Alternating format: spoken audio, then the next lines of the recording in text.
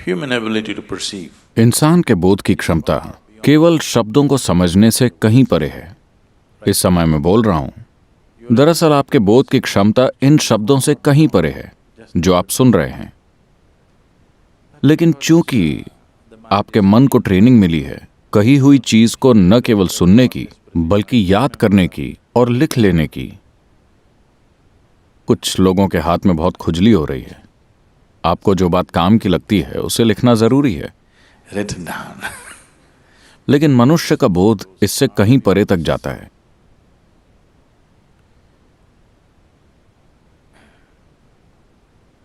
कुछ दिन पहले, अभी 4 दिन पहले ही, मैं इस देश के एक माने हुए पर्यावरण वैज्ञानिक से कुछ विषयों पर बात कर रहा था And we were just और डिनर के दौरान हमने आपस में बहुत सी चीजों पर चर्चा की। तो उसने पूछा, सदगुरु आप कौन सी किताबें पढ़ते हैं? मैंने कहा, मैं एस्ट्रिक्स और डेनिस द मेनिस पढ़ता हूं। reading. मुझे और कुछ पढ़ने का मौका ही नहीं मिलता क्योंकि मैं लगातार सफर में रहता हूं। अखबार ही पढ़ लूं तो बहुत बड़ी बात है।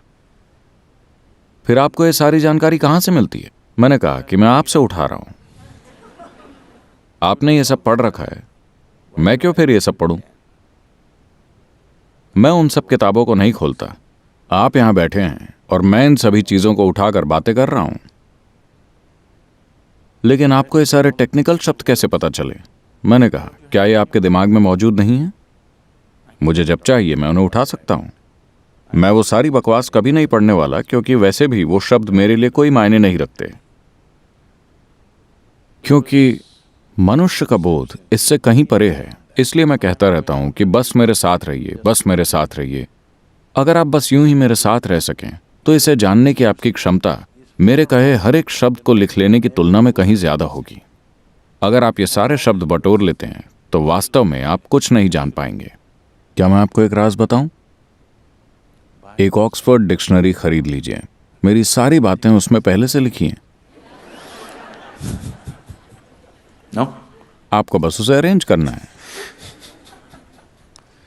इस तरीके से आपको कुछ हासिल नहीं होगा।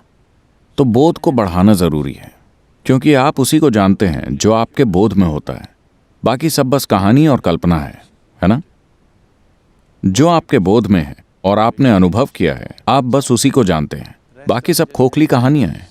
इससे कोई फर्क नहीं पड़ता कि कहानी कितनी शानदार है, ये फिर भी बस एक कहानी है जो आपके जीवन में कोई बदलाव नहीं लाएगी। अगर इसे आपके जीवन में कोई बदलाव लाना है तो इसमें अनुभव का एक आयाम होना चाहिए।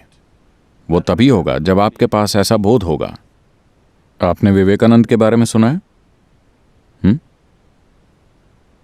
He's the first yogi who came. वो पहले योगी थे जो अमेरिका आए थे 1893 में और उन दिनों एक लहर सी उठा दी।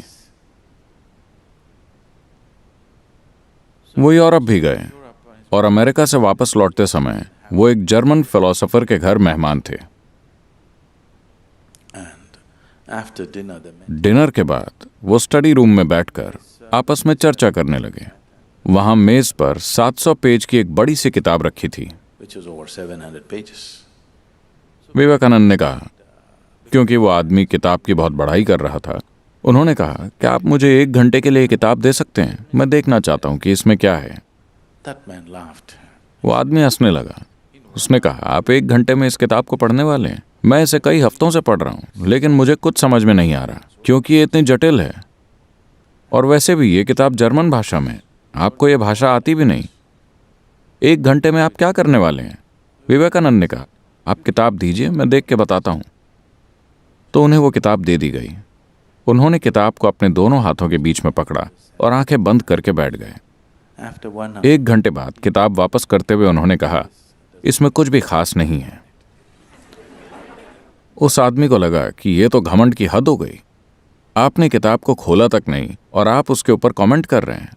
आपको ये भाषा तक नहीं आती। so he वो थोड़ा नाराज सा हो गया कि ये कैसी बकवास है। विवेकानंद ने कहा, आप किताब के बारे में कुछ भी पूछ लीजिए, मैं आपको बता दूंगा। ठीक है, पेज 633 में क्या लिखा है? विवेकानंद ने एक एक शब्द दोहरा दिया। You ask any page. आप बस पन्ने का नंबर बोलिए, वो उस पन्ने पर लिखी बातों को शब्दशः बता देंगे। फिर उसने पूछा, ऐसा कैसे हो सकता है?